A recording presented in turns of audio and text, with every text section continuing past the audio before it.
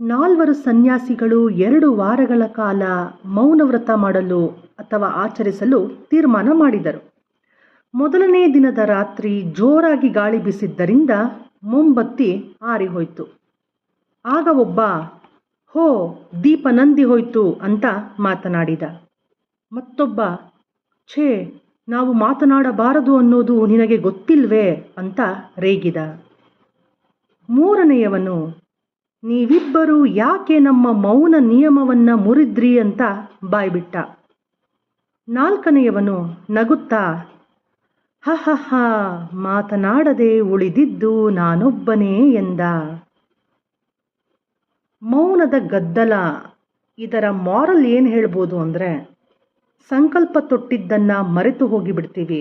ನಾವು ಆ ಸಂಕಲ್ಪ ತೊಟ್ಟಿದ್ದೀವಲ್ಲ ಅಂತ ನಮ್ಮಲ್ಲಿ ಗೊತ್ತಿಲ್ಲದೇ ಇರುವಂತಹ ಅಹಂಕಾರ ಮಾತು ಆಡಿಸುತ್ತೆ ನಮಗೆ.